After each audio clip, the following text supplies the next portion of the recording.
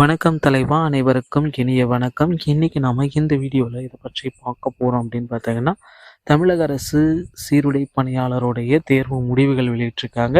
இந்த முடிவுகள் வெளியிட்டதுலேருந்து எந்த மதிப்பெண்கள் எடுத்தால் எங்களுக்கு பணி கிடைக்கும், நான் இப்போ அடுத்து என்னென்ன நடவடிக்கைகளை நான் செய்யணும், செய்முறை இந்த ஃபிசிக்கல் டெஸ்ட்டில் என்னென்ன வழிமுறைகள் கடைபிடிப்பார்கள், இதை பற்றி தாங்க இந்த வீடியோவில் முழுமையாக நம்ம பார்க்குறோம். நம்ம சேனலுக்கு புதியவராக இருந்தீங்கன்னா ஒரே ஒரு சப்ஸ்கிரைப் பெல்ல கிளிக் பண்ணி வச்சுக்கோங்க.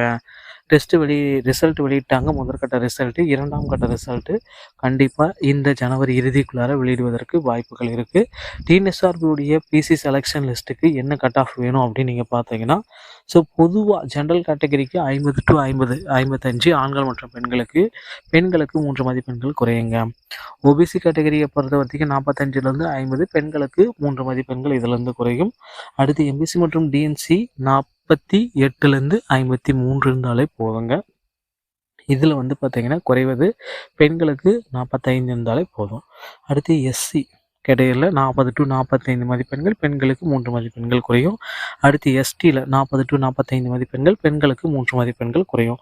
எக்கனாமிக்கலி வீக்கர் செக்ஷன் இடபிள்யூடி 45 இருந்தாலே போதும். பிடபிள்யூடி பார்த்தீங்கன்னா 30 இருந்தாலே போதும். செக்ஸ் சர்வீஸ்மேன், டிரான்ஜெண்டர், டிஸ்ட்ரிபியூட், விடோவாக இருக்கும் பட்சத்தில் 40 மேலே இருந்தாலே போதும்.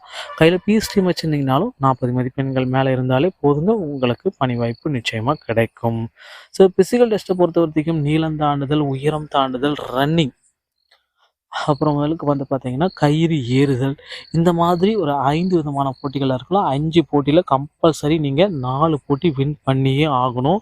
ஸோ கண்டிப்பாக அதுக்கு நீங்கள் ப்ராக்டிஸ் வெரி இம்பார்ட்டன்ட். இந்த குறுகிய காலத்தில் ப்ராக்டிஸ் எடுத்து வச்சுக்கோங்க. சொன்ன தேதி February 5ஆம் தேதியில் பார்த்தீங்கன்னா ஃபிசிக்கல் டெஸ்ட் நடத்துவாங்களான்றது சந்தேகமாக தான் இருக்குது. ஸோ ஒரு வாரம் இல்லைன்னா ஒரு 10 நாட்கள் ஒத்தி வைக்கிறதுக்கு அதிகப்படியான வாய்ப்புகள் இருக்குது மக்களே. ஸோ டிஎன்எஸ்ஆர்பி சொந்தமான அனைத்து வகையான செய்திகளையும் நீங்கள் உடனுக்குடன் பெற வேண்டுமா? நம்ம சேனலோடு இணைந்திருங்கள். அடுத்த வீடியோவில் இன்னொரு செய்தியோடு உங்களை சந்திக்கிறேன். நன்றி, வணக்கம், தேங்க்யூ.